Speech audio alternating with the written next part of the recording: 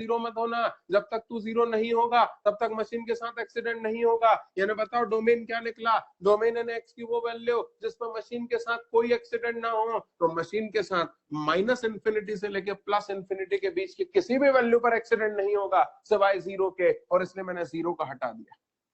ये निकल आया भैया डोमेन। डोमेन यानी एक्स की वो वैल्यू जिसमें मशीन के साथ कोई एक्सीडेंट ना हो।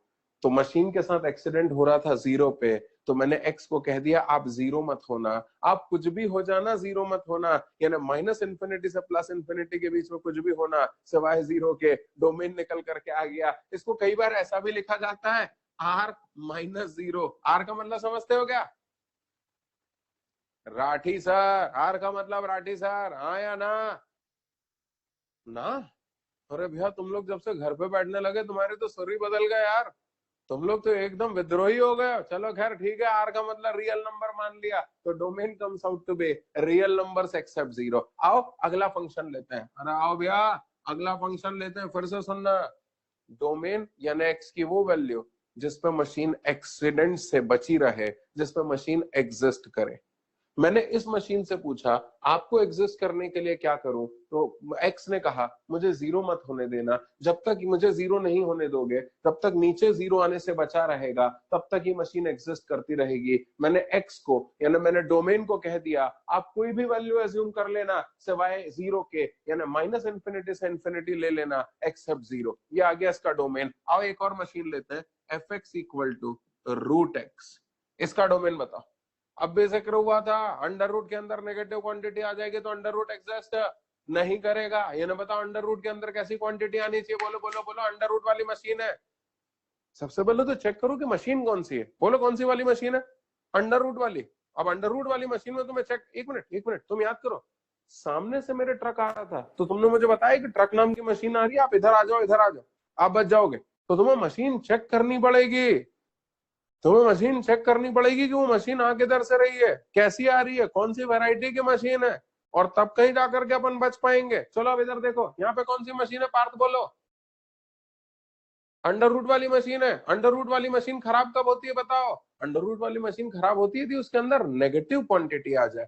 यानी कह दो अंडर रूट वाली मशीन से कि आपके अंदर नेगेटिव क्वांटिटी मत आने देना। यानी एक्स को कह दो कि कुछ भी हो जाए आप नेगेटिव मत होना। अरे भैया तुम हर बार ये बताते हो कि क्या मत होना, ये बताओ ना कि क्या होना चाहिए। तो एक्स कह रहा है नेगेटिव क्वांटिटी के अलावा कुछ भी हो जाओ, यानी जीरो या जीरो से बड़ा कुछ भी हो जाओ।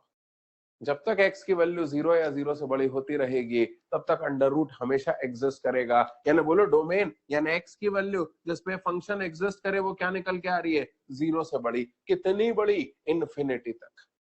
तो लिख दिया जीरो से इन्फिनिटी। ये बड़े ब्रैकेट का मतलब तो तुम लोग समझते होगे, बड़े ब्रैकेट का मतलब है जीरो इंक्लूडेड है, और इन्फिनिटी के आगे मैंने छोटा ब्रैकेट लगाया, ऐसा क्यों? इन्फिनिटी अनडिफाइंड वैल्यू है, अनडिफाइंड वैल्यू पे हमेशा छोटा ब्रैकेट लगता है क्योंकि अनडिफाइंड वैल्यू कभी भी इंक्लूड नहीं की जाती है। कौन कौन सी वैल्यूज इंक्लूड नहीं की जाती है समझ लेना, जो वैल्यूज खुद अनडिफाइंड हो, और या जो वैल्यूज हमारे फंक्शन को अनडिफाइंड कर दे, वो वैल्यूज हम कभी आंसर में इंक्लूड नहीं करते। तो ये अनडिफाइंड वैल्यू है, ये कभी इंक्लूड नहीं होगी। आओ चलो अगला केस लेते हैं। सो रहे हो जाग रहे हो? खैर वैसे शाम के टाइम पे मुझे, कपूर भाई शाम के टाइम पे मुझे क्वेश्चन नहीं पूछना चाहिए कि सो रहे होगे जाग रहे हो। तुम लोग तो डेफिनेटली जाग ही रहे होगे। अमन भाई हाथ नीचे कर ले, जरा देखना भैया, देखना अगला क्वेश्चन बना रहा हूं। ए यहाँ पे ऊपर लिख रहा हूँ तो यहाँ पर तुम्हारे मोबाइल में मेरा चेहरा बना हुआ आ रहा होगा ना? यहाँ पे डिस्टरबेंस होता है ना? यहाँ लिखूं क्या? ये दिखाई दे रहा है? बोलता ही नहीं है यार, दिखाई दे रहा है कि नहीं दिखाई दे रहा? ठीक है ठीक है ठीक है ठीक है। अगली मशीन बना रहा हूं भैया, अगली मशीन जरा देखना। F x equal to 1/√x, इसके बारे में बताओ। अब एक मिनट एक मिनट एक मिनट एक मिनट दिमाग लगाना। अच्छा ये बताओ तुम लोग शाम के टाइम पे दिमाग लेके बैठते हो या शाम के टाइम पे दिमाग बाहर रख करके अंदर घर में आराम से बैठते हो? लेके बैठते हो ना? चलो दिमाग लगाओ, 3 बार नॉक करो दिमाग पे ऐसे। अरे जल्दी करो ना, वो एक महारथी सुनता ही नहीं है मेरी बात। कौन है ये? रावत, सुश्रुत रावत। क्या रावत सुनता नहीं है तू मेरी बात? अरे मैंने बोला था ऐसे नॉक करने के लिए, 3 बार तूने नॉक नहीं किया। हाँ good good good good, knock करा कर भाई। अरे यार रावत ने दिमाग खराब कर दिया, एक काम करो इस तरफ से भी नॉक करो यार 3 बार। हाँ अब जरा तुमने 3 बार नॉक कर लिया तो इसको जरा देखो, इसमें तुम्हें एक मशीन दिखती है या 2 मशीनें दिखती हैं? कई लोग आंसर भेज रहे हैं, मुझे आंसर से मतलब नहीं है बच्चों। यदि मुझे सिर्फ आंसर ही चाहिए होता तो फिर मैं क्यों इतनी मेहनत करता, मैं डायरेक्टली आंसर लिख देता। मैं तुम्हारी सोच को मेरी सोच से मिलाना चाहता हूं। मैं चाहता हूं कि जो मेरी सोच है बस तुम वैसा सोचना चालू कर दो, अपने आप कॉन्सेप्ट तुम्हारे पास आएगा। तुम बताओ इसमें एक मशीन है कि 2 मशीन है? 2 मशीन है। कौन कौन सी 2 मशीन है? एक मशीन तो न्यूमरेटर अपॉन डिनोमिनेटर है और दूसरी मशीन है अंडर रूट वाली। तो अंडर रूट वाली मशीन सबसे पहले चिल्ला के कह रही है कि यदि मुझे एग्जिस्ट करवाना चाहते हो तो एक्स को किसी भी स्थिति में नेगेटिव मत होने देना। अरे यार तुम फिर वही बता रहे हो कि क्या मत होने देना। अरे भैया ये बताओ ना कि क्या हो सकता है। हाँ तो वो बता देते हैं, एक्स नेगेटिव नहीं हो सकता है, यानी 0 और 0 से बड़ा कुछ भी हो सकता है। ये अंडर रूट वाली मशीन कह रही है। उतने में न्यूमरेटर अपॉन डिनोमिनेटर वाली मशीन कह उठे कि सुनो नीचे 0 मत आने देना, कहीं नीचे 0 आ गया तो मैं एग्जिस्ट नहीं करूंगी, यानी एक्स का 0 होना अलाउड नहीं है। यानी बोलो डोमेन क्या निकल करके आया, ग्रेटर देन इक्वल टू 0 में से इक्वल टू 0 हटा दिया, ग्रेटर देन 0 आ गया, यानी domain comes out to be 0 से लेके इन्फिनिटी। ना ना ना ना, मैं आपको रटवा नहीं रहा हूं। मेरी एक बात सुनना, जो एक लाइन जो मैं हर साल बोलता हूं वो मैं आपको भी बोलता हूं। लोग अक्सर क्या करते हैं, मैं तुम्हें एक बात बता दूं, फंक्शन गणित का सबसे टफेस्ट चैप्टर में से एक है। फंक्शन में सबसे पहला जो टफ चैप्टर हमने पढ़ा था वो परमुटेशन कॉम्बिनेशन था। उसके बाद हम ये मैथ्स का दूसरा टफ चैप्टर पढ़ रहे हैं और इसके बाद, अरे ब्रैकेट को छोड़ना भैया वो मैं ठीक कर दूंगा, उसके बाद एक तीसरा टफ चैप्टर और हमें आगे चल करके मिलेगा जिसको प्रोबेबिलिटी कहेंगे। ये 3 सबसे टफ चैप्टर होते हैं गणित में। फंक्शन लोगों से अक्सर नहीं बनता है। फंक्शन क्यों नहीं बनता उसके पीछे कारण बता देता हूं। लोग इसका फॉर्मूला बनाना चाहते हैं और फंक्शन में कोई फॉर्मूला होता नहीं। सेम याद करो, पीएनसी में भी कोई फॉर्मूला नहीं होता था, प्रोबेबिलिटी में भी कोई फॉर्मूला नहीं होता था। तो चूंकि इन चैप्टर्स में कोई फॉर्मूले नहीं होते तो ये दिक्कत देते हैं और उनमें भी फंक्शन सबसे ज्यादा टफ होता है। क्यों? क्योंकि एक तो फॉर्मूला है नहीं और फॉर्मूला लगाना भी है। फॉर्मूला है नहीं क्योंकि ऐसा कोई फिक्स्ड फॉर्मूला नहीं होता, और फॉर्मूला लगाना इसलिए क्योंकि आपको कॉमन सेंस लगा करके कोई ना कोई फॉर्मूला बनाना तो पड़ेगा। तो थोड़ा सा टफ हो जाता है, फंक्शन लोगों से अक्सर नहीं बनता। अब ऐसा हो क्यों जाता है वो भी सुन लीजिएगा। लोग इसको रटने की कोशिश करते हैं। बोले कब भैया ये ध्रुव जैन को क्या हो गया है, S1 बैच क्या कर रहा है भैया, क्यों बीच बीच में बोल रहा है? ध्यान लगा मेरे ऊपर। हाँ तो इसमें क्या होगा कि आप इसको रटिएगा मत, आप इसको समझने की कोशिश करिएगा। कभी हो सकता है आपको अंडर रूट वाली मशीन मिले, कभी हो सकता है आपको न्यूमरेटर अपॉन डिनोमिनेटर वाली मशीन मिले, कभी हो सकता है आपको लॉगरिथमिक मशीन मिले, कभी हो सकता है आपको एक्सपोनेंशियल मशीन मिले, कभी हो सकता है आपको फ्रैक्शनल पार्ट मशीन मिले, कभी हो सकता है आपको ग्रेटेस्ट इंटीजर मशीन मिले। ऐसी तरह तरह की मशीनें मिलेंगी। तो जब तरह तरह की मशीनें मिलेंगी तो हर तरह की मशीन में हर तरह की मशीन में अलग तरह का सोच लगेगा, और इसलिए आप अपनी सोच को डेवलप करिएगा बजाय फॉर्मूले को डेवलप करने के। और सोच मैं धीरे धीरे आपके डेवलप करूंगा। मगर देखिए ना, मैंने यहाँ पर अंडर रूट वाली मशीन की भी सुनी और न्यूमरेटर अपॉन डिनोमिनेटर की भी सुनी। अंडर रूट कह रहा था कि मेरे अंदर नेगेटिव क्वांटिटी मत आने देना, यानी 0 या 0 से बड़ा आने देना, और न्यूमरेटर अपॉन डिनोमिनेटर कह रहा था कि 0 मत आने देना, तो मैंने 0 नहीं आने दिया। यानी अब x की वैल्यू निकल करके आ गई है 0 से बड़ी कुछ भी हो सकती है, यानी 0 से इंफिनिटी डोमेन आ गया। ये वो x की वैल्यूज हैं जिसपे न्यूमरेटर अपॉन डिनोमिनेटर वाली मशीन भी एग्जिस्ट करेगी और अंडर रूट भी एग्जिस्ट करेगा। और मैंने पहले ही कहा था कि फंक्शन जिन जिन मशीनों से बना है वो सारी मशीनें एग्जिस्ट करना चाहिए। तो ये देखो, अंडर रूट को भी एग्जिस्ट करवा दिया, न्यूमरेटर अपॉन डिनोमिनेटर को भी एग्जिस्ट करवा दिया, सबको एग्जिस्ट करवा दिया। एक और क्वेश्चन दे रहा हूं, जरा वो सुनिएगा, सिर्फ सुनिएगा मेरी बात, आपको किताबों में भी नहीं मिलेगा ये क्वेश्चन, जरा देखिएगा। F x equal to 1 upon log x. अब 2 बातें बोल रहा हूं। पहली बात, यदि तुम x की वैल्यू 1 रखते हो तो log 1 0 हो जाएगा, एनीथिंग अपॉन 0 अनडिफाइंड हो जाएगा, मेरा फंक्शन अनडिफाइंड हो गया। ऐसी वैल्यू को तो मैं डोमेन में शामिल ही नहीं करूंगा। यानी ये चीज तो तय हो गई कि डोमेन में x की वैल्यू 1 नहीं आएगी। डोमेन कुछ भी आए 1 नहीं आएगा, क्योंकि log 1 की वैल्यू 0, एनीथिंग अपॉन 0 अनडिफाइंड हो जाएगा। यहां कोई कंट्रोवर्सी नहीं है, यहां कोई कंफ्यूजन नहीं है, डोमेन में 1 नहीं आएगा। अब जरा x की वैल्यू 0 रखो। अरे भैया अमृतांश भाई थोड़ा हिलो डुलो। अरे अमृतांश तक मेरी आवाज नहीं पहुंच पा रही है लगता है। अमृतांश जैन, हर्ष, मेरी आवाज आ रही है क्या? हाँ हिलो यार जरा थोड़ा सा। अब जरा फिर से देखना हर्ष भाई। आपने x की वैल्यू 1 को डोमेन में शामिल करने से मना कर दिया, क्यों? क्योंकि x की वैल्यू 1 पर पूरा का पूरा फंक्शन अनडिफाइंड हो रहा है। लेकिन अब आप एक काम करो, x की वैल्यू 0 रखो। log 0 की वैल्यू अनडिफाइंड होती है, इंफिनिटी होती है। वो मैं आपको रटवा दूंगा, अभी आप उसका टेंशन ना ले, मैं आपको उसका पूरा ग्राफ बनाना सिखा रहा हूं। तो log 0 अनडिफाइंड हो गया, इंफिनिटी हो गया, और एनीथिंग अपॉन इंफिनिटी 0 हो गया, यानी कहने का मतलब एग्जिस्ट कर गया। भैया सुनना, x इक्वल टू 0 पर ये पूरा का पूरा फंक्शन एग्जिस्ट कर रहा है। x इक्वल टू 0 रखने पर log 0 इंफिनिटी हो रहा है, और एनीथिंग अपॉन इंफिनिटी 0 होता है, यानी पूरा का पूरा फंक्शन एग्जिस्ट कर गया। क्वेश्चन मेरा अब शुरू हुआ है। मेरा क्वेश्चन ये है कि x इक्वल टू 0 क्या उसके डोमेन में होगा? क्यों नहीं होगा? अरे क्यों नहीं होगा? पूरा का पूरा फंक्शन एग्जिस्ट कर रहा है, यानी x इक्वल टू उसका 0 उसका डोमेन में होगा। होगा कि नहीं होगा? नहीं होगा। बिल्कुल सही बोल रहा है स्टीफन।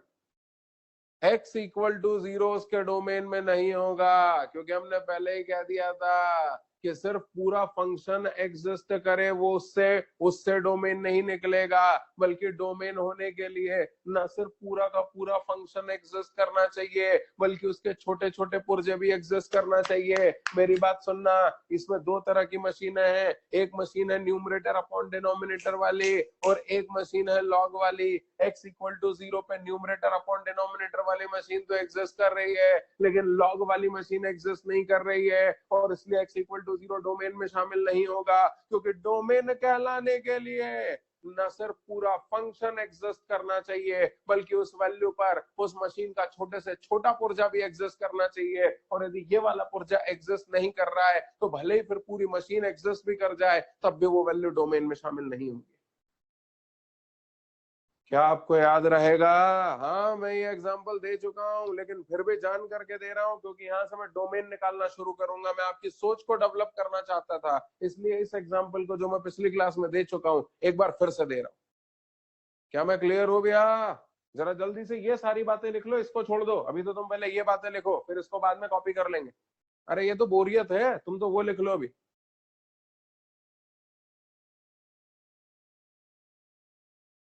अमृतांश, अमृतांश जैन, S12, तुम लिखते भी नहीं हो, खाली बैठे रहते हो, क्या चक्कर है भैया?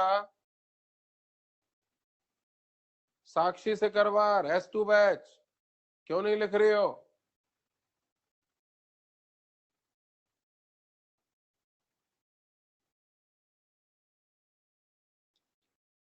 थोड़ा जल्दी करो।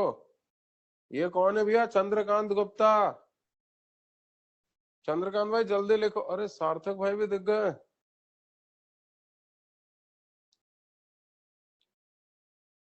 थोड़ा जल्दी लिखेंगे।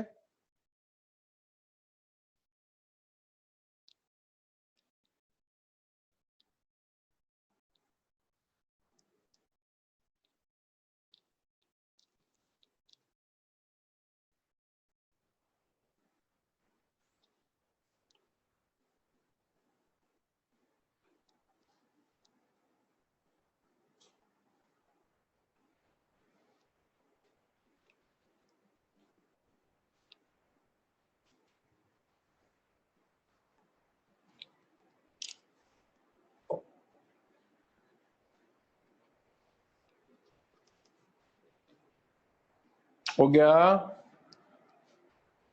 थोड़ा जल्दी लिख लो। हाँ कुछ लोग लिख रहे हैं बेटा।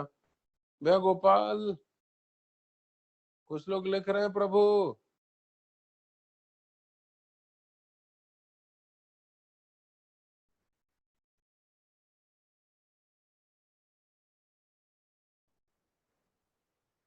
तुम लोग सुबह की क्लास में बोर हो गए थे क्या?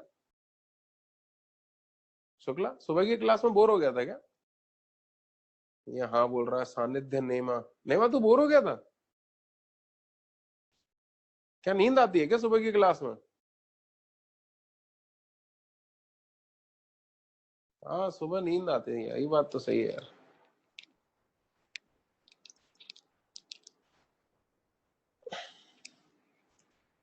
मैं थोड़ा जल्दी करेंगे। हर्षिता चतुर्वेदी, चतुर्वेदी पढ़ ले, पढ़ ले चतुर्वेदी, हाथ नीचे कर ले।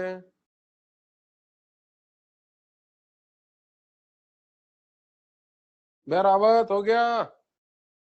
चलो चलो वापस आ जाओ, मिटा दूं भैया इसको पूरे को? कोई ऐसा जो अभी भी लिख रहा हो? हाँ भैया। चलो अब इसका डोमेन बताओ।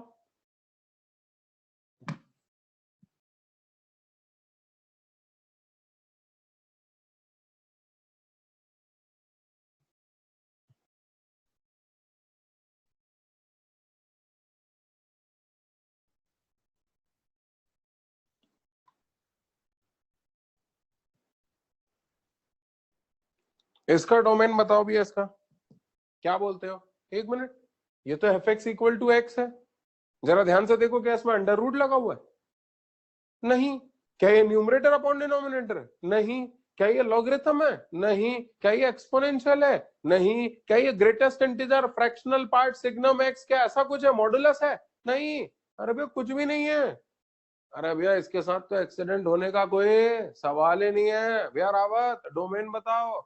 डोमेन एन एक्स की वो वैल्यू जिसपे मशीन एग्जिस्ट करे, यानी जिसपे इसके साथ एक्सीडेंट ना हो। तो ये तो कमबख्त ऐसी मशीन है, इसके साथ कोई एक्सीडेंट होने का सवाल ही नहीं है। यानी इस मशीन के साथ कभी कोई एक्सीडेंट नहीं हो सकता। कुछ भी डाल लो, ये मशीन हमेशा एग्जिस्ट करेगी। यानी एक्स विल बी, या x can be anything from minus infinity to plus infinity, यानी domain comes out to be all real numbers. चाहे ऐसा लिख लो चाहे ऐसा लिख लो, बात एक ही। तो ये आइडेंटिटी फंक्शन कहलाता है। तुम बोलोगे सर इसको आइडेंटिटी, भैया सरकमफ्रेंस सुन ले, इसको आइडेंटिटी फंक्शन क्यों कहते हैं? दरअसल इसकी खासियत ये होती है कि जो इसमें डालते हैं वही हमें वापस मिल जाता है। जो एक्स डाला जाता है वही वाई के फॉर्म में वापस आ जाता है। तो जो डाला, ये देखो ना, ये देखो ना, जो डाला वही आ गया, यानी जो इनपुट है एग्जैक्टली वही आउटपुट है। और इसलिए इसको आइडेंटिटी फंक्शन कहते हैं। ये सेल्फ इनवर्स का सबसे पहला एग्जांपल है। अब तुम बोलोगे सर ये सेल्फ इनवर्स क्या होता है? वो बात की बात में देखेंगे, अभी तुम छोड़ो उसको, इन सारी बातों को छोड़ो। ये पहला फंक्शन था। दूसरा फंक्शन बता रहा हूँ, constant function. Constant function, constant function समझना भैया। एफ एक्स इक्वल टू के, जहां पर के इज अ कांस्टेंट।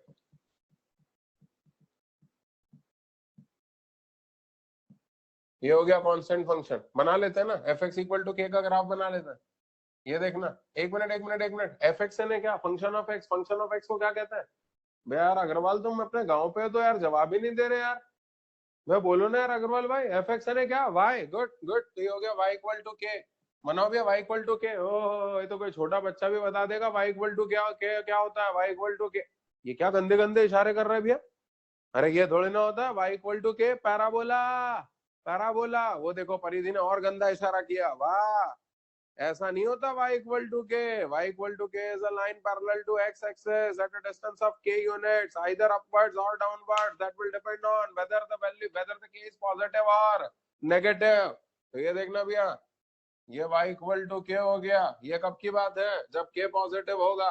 लेकिन यदि k नेगेटिव होगा तो फिर उस स्थिति में डायग्राम इधर बनेगा, ये हो जाएगा y इक्वल टू k कब? जब k नेगेटिव है। तो y इक्वल टू के क्या हुआ परिधि? x एक्सिस के पैरेलल लाइन, कितने यूनिट ऊपर या नीचे? k यूनिट ऊपर या नीचे? ऊपर होगी कि नीचे होगी वो डिपेंड करेगा कि k पॉजिटिव है या नेगेटिव है। ये बन गया भैया y इक्वल टू के। चलो डोमेन बोलो।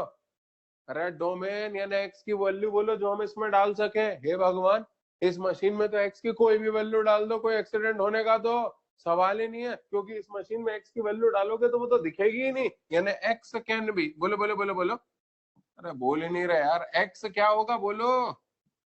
x can be anything from minus infinity से इन्फिनिटी। डोमेन यानी एक्स की वो वैल्यू जिसमें मशीन एक्सीडेंट से बच जाए, यानी जिसमें मशीन एग्जिस्ट करे। तो ये मशीन तो हमेशा एग्जिस्ट करेगी फ्रॉम माइनस इन्फिनिटी से प्लस इन्फिनिटी। अच्छा बता परिधि, इसमें रेंज बता सकती है?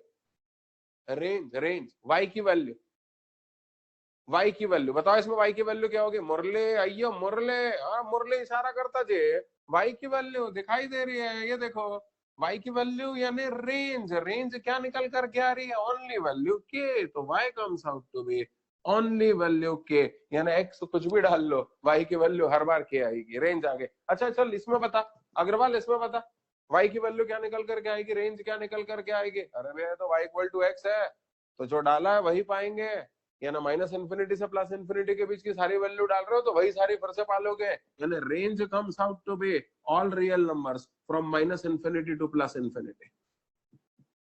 तो ये आ गया रेंज, इसमें ये आ गया रेंज। क्या मैं क्लियर हूं? कौन कौन से दो फंक्शन पढ़ लिया हम लोगों ने? दोनों बोरिंग फंक्शन थे, एक था आइडेंटिटी फंक्शन और दूसरा फंक्शन कौन सा था? Constant function. अब चलो तीसरा और बोरिंग पढ़ा हूं, तीसरा वाले तुम ये कॉपी करना चाहते हो? हाँ हाँ करना चाहते हो तो कर लो, और नहीं करना चाहते हो तो डेफिनेटली कर लो। Good good good good.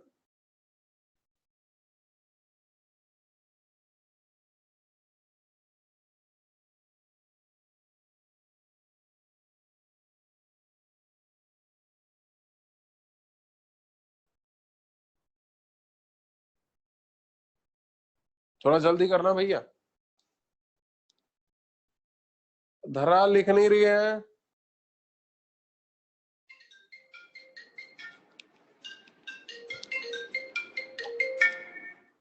हाँ भाई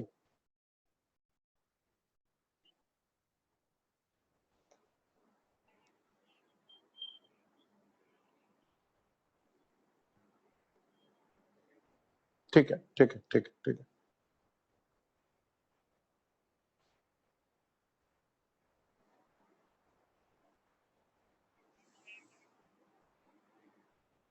हम्म,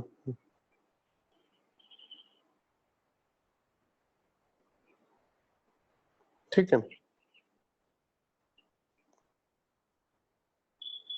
ठीक है ठीक है ठीक है ठीक है ठीक है। चल मैं क्लास से निकल के तेरे को रिंग करता हूँ, मैं क्लास में हूँ, मैं रिंग कर रहा हूँ। Okay okay, thank you thank you thank you.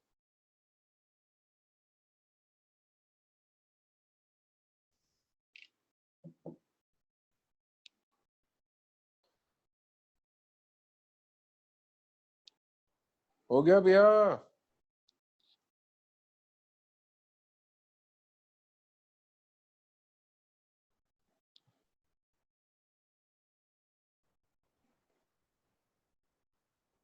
Justin copy कर लिए हैं?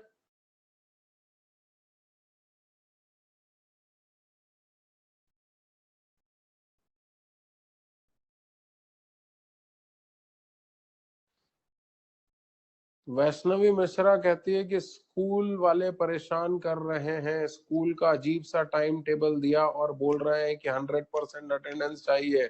ऐसे कौन से टाइम पे बुला रहे हैं वैष्णवी तेरे को, और कौन सा स्कूल है?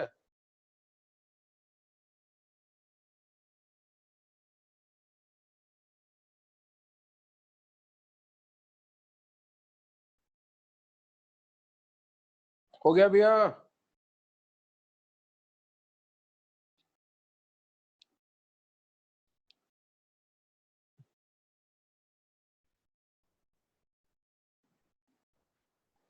अरे ज्ञान गंगा है, टाइम कौन सा है ये तो बता।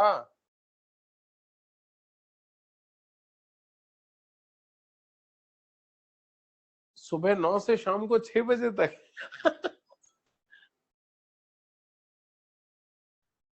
हाँ भैया हो गया। कुछ लोग लिख रहे हैं कि असाइनमेंट करवा दीजिए आप एसआईपी, न्यू एसआईपी में। मैं आपको ये सारे असाइनमेंट्स के टेंशन से मुक्ति दिलवाने वाला हूँ 2-4 दिनों में। आपके पास पैकेज ही आ जाएगा, और जब पैकेज ही आ जाएगा तो आपको असाइनमेंट वगैरह का क्या टेंशन है? 2-4-5 दिन रुकिए, 2-4-5-6 दिनों में आपके पास पैकेज आ जाना चाहिए। पैकेज प्रिंटिंग में है, और 2-3 पैकेज हो गए हैं, 4-5 पैकेज और बाकी हैं। ऑलमोस्ट 60% मटेरियल आपको मिल जाएगा।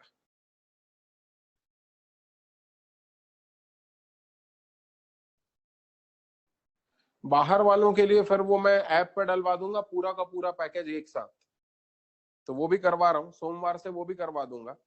जो लोग बाहर हैं, जो भोपाल में नहीं है, उन लोगों को पूरा का पूरा पैकेज एक साथ ऐप पे मिल जाएगा, जिस ऐप पे आप टेस्ट सीरीज देते हैं उसी ऐप पे।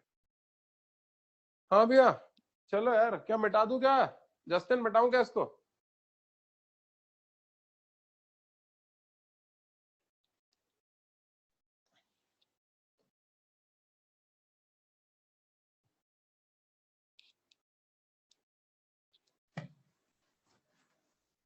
भैया पहला फंक्शन अपन लोगों ने कौन सा पढ़ा था? Identity function. दूसरा फंक्शन अपन ने पढ़ा कांस्टेंट फंक्शन। तीसरा function polynomial function. Polynomial function, तीसरा फंक्शन आपको बता रहा हूं, पॉलिनोमियल फंक्शन, जरा वो देखना।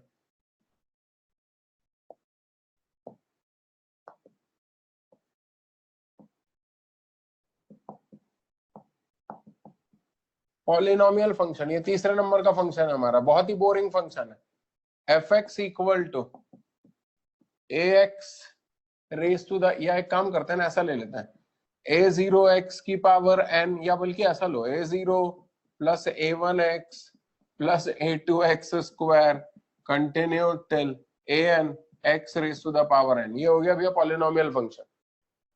पॉलिनोमियल बन गया, और क्या है, तो इसको पॉलिनोमियल फंक्शन कह दिया। तुम बताओ इसमें डोमेन क्या होगा, तुम ही बताओ, इस मशीन के साथ कब एक्सीडेंट हो सकता है?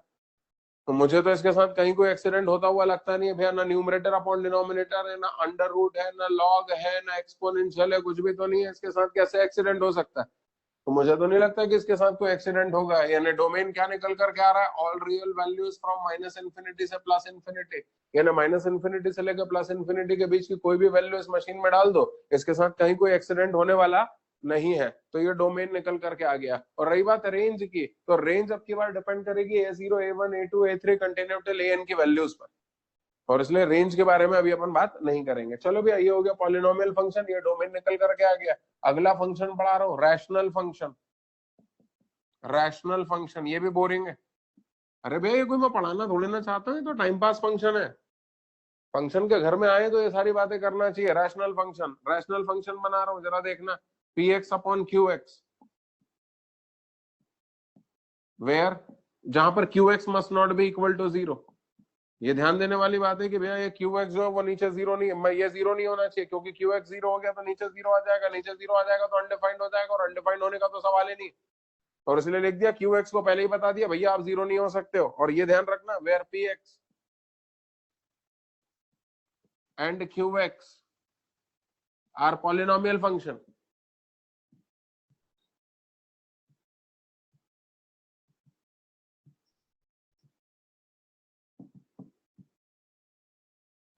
where px and qx are polynomial function।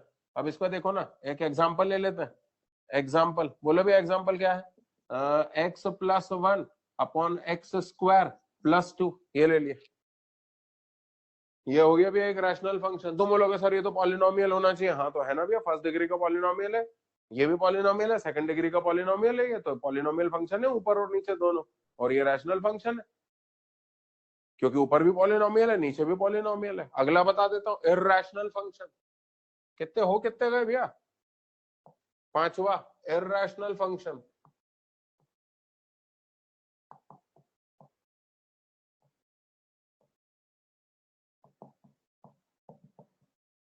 Irrational function, अब इररेशनल फंक्शन कैसा होगा जरा वो भी देखना।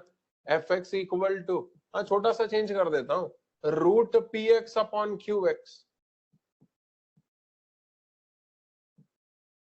जहां पे Q x must not be equal to zero. Root P x upon Q x कह दिया, अंडर रूट लगा दिया। अब अंडर रूट होने के कारण ये जो पॉलिनोमियल फंक्शन था, अब इसमें अंडर रूट लग गया। अंडर रूट होने के कारण ये एज अ होल एक इररेशनल बन गया। है ऊपर पॉलिनोमियल, है आज भी नीचे पॉलिनोमियल, लेकिन अंडर रूट लगने के कारण ऊपर वाला फंक्शन इररेशनल हो गया, और इसलिए एज अ होल इसको इररेशनल फंक्शन कहा जाएगा। यहां पर अगेन लिख देता हूं, where where P x and Q x are polynomial functions।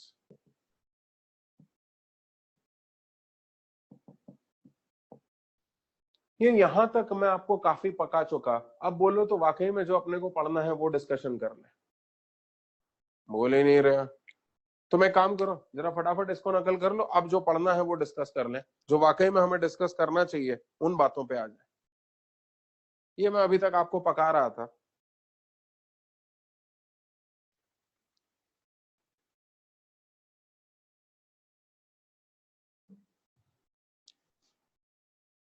Blur हो रहा है वीडियो, अश्विनी कह रहा है।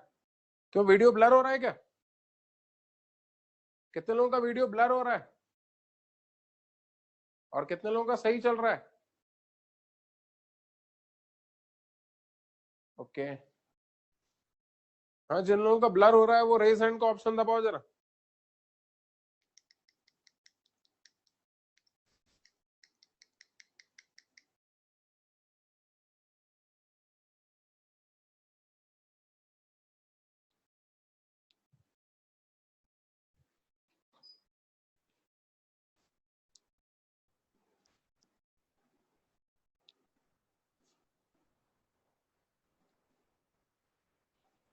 अब यार शाम को अपन क्लास लगाएंगे ना, तो ऐसा एक आध दो सेकंड के लिए तो ब्लर होगा। जिन लोगों का एक आध दो सेकंड के लिए ब्लर हो रहा था वो वापस से भी अपने रेज हैंड को हटा लो।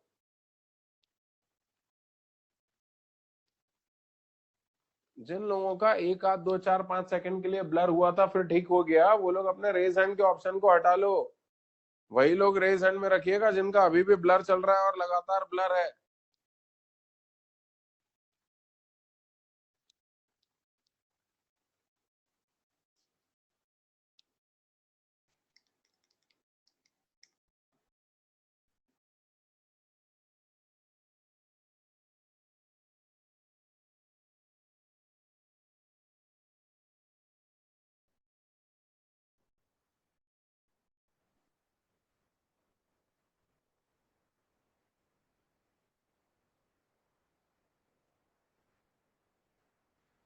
सिमरन सिमरन जल्दी।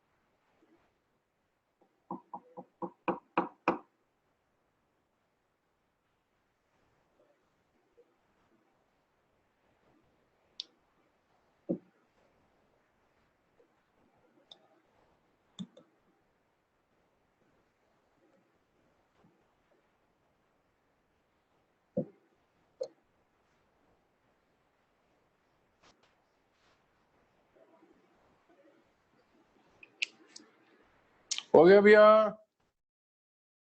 चले आगे। अनिल चलिए मिटा दो पूरा। ये कौन है यार? आयुष पुलैया। आयुष भाई, आयुष भाई थोड़ा हिलो डुलो। विनायक, विनायक आप भी हिलो। हाँ, वो एक बच्चा पूछ रहा है कि क्या ये यूजलेस है। हाँ वाकई में यूजलेस है, बस नाम भाई, नाम भी तो मालूम होना चाहिए ना। नाम भी तो मालूम होना चाहिए। कल को हमसे किसी क्वेश्चन में बना दे एक पैसेज और बोले एक रैशनल फंक्शन है, पता चला तुम सोचते बैठो कि भैया रैशनल फंक्शन क्या होता है। तो तुम्हें मालूम भी होना चाहिए कि रैशनल फंक्शन है, इररैशनल फंक्शन है, क्या है। वो सारी बातें तुम्हें नाम मालूम होना चाहिए, सिर्फ इसलिए बताया। अब जो काम की चीज है वो बता रहा हूँ, यहाँ से काम के फंक्शन शुरू कर रहा हूँ।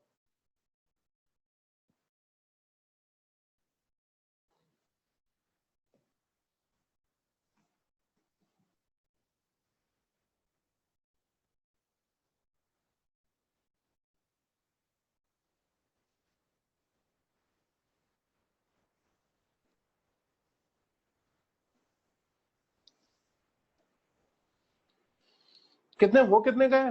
फंक्शन कितने हो गए? 5 हो गए कि 6 हो गए? 5 हो गए क्या? छठवा छठवा। छठवां फंक्शन एक्सपोनेंशियल फंक्शन।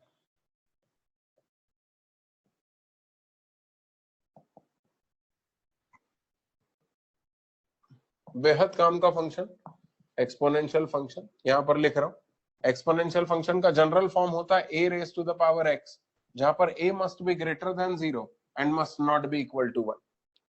भाई a कोई कांस्टेंट है तो किसी भी कांस्टेंट की पावर में x कर दिया तो ये एक्सपोनेंशियल फंक्शन हो गया, जहां पर ये जो कांस्टेंट है ये पॉजिटिव होना चाहिए और 1 के बराबर नहीं होना चाहिए। भाई साफ नजर आ रहा है ना, यदि कहीं कांस्टेंट 1 के बराबर हो गया तो 1 की पावर x तो 1 ही हो जाएगा, फिर तो बात ही नहीं रह जाएगी। 1 की पावर में कुछ भी चढ़ा दो 1 ही रहेगा, तो फिर तो वो कांस्टेंट फंक्शन में कन्वर्ट हो जाएगा, फिर वो एक्सपोनेंशियल थोड़ी ना रह पाएगा।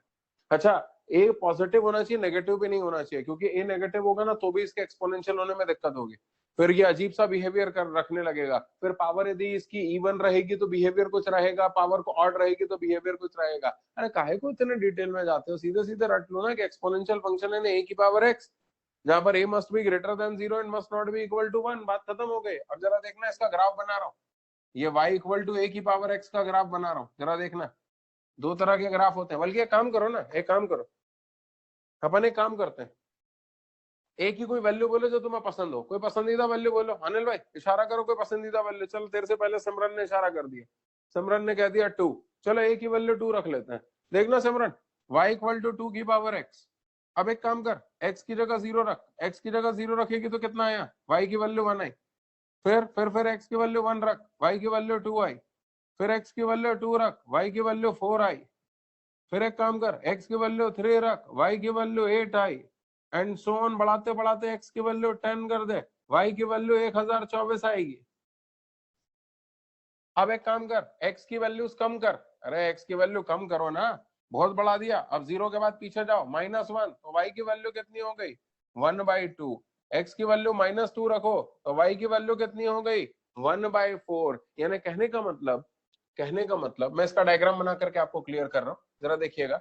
x की वैल्यू 0 पे y की वैल्यू 1 थी, x की वैल्यू 1 पे y की वैल्यू 2 थी, x की वैल्यू 2 पर y की वैल्यू 4 थी, x की वैल्यू -1 पर y की वैल्यू 1/2 थी, x की वैल्यू -2 पर y की वैल्यू 1/4 थी, एंड सो ऑन। इन सारे पॉइंट्स को ज्वाइन कर रहा हूं, इन सारे पॉइंट्स को ज्वाइन करने पर ये ऐसा ग्राफ बन रहा है, इसको कहेंगे graph for 2 raise to the power x। आपके सामने बनाया मैंने 2 raise to the power x का ग्राफ, एरो बना दिया है।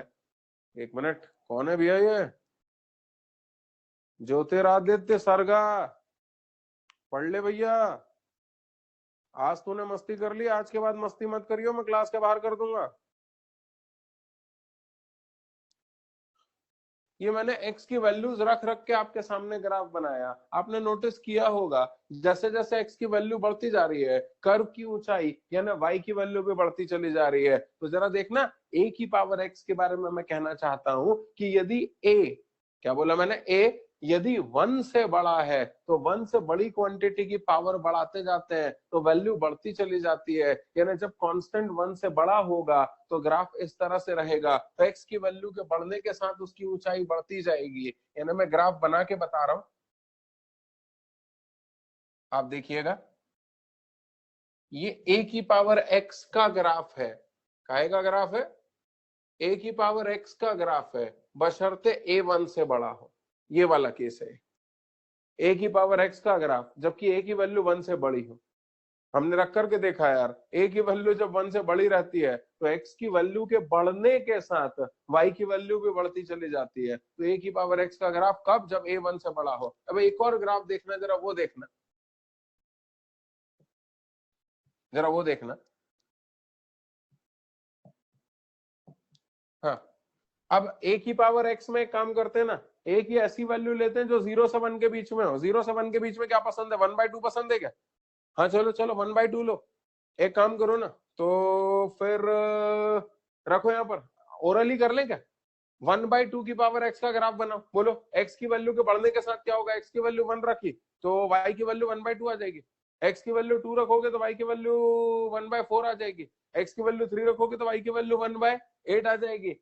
अरे यार समझ ही नहीं पा रहे हैं भैया, मैं अगला ग्राफ बनाना चाह रहा हूँ y इक्वल टू 1/2 की पावर x।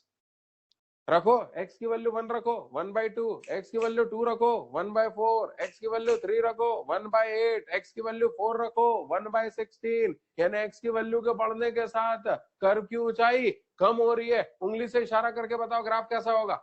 अरे इसमें x की वैल्यू के बढ़ने के साथ ग्राफ ऊपर जा रहा था, उसमें x की वैल्यू के बढ़ने के साथ ग्राफ नीचे जाएगा, तो इशारा करो ना कैसे होगा, नीचे जा रहा है। यानी ये देखो x की वैल्यू के बढ़ने के साथ ग्राफ ये ऐसा नीचे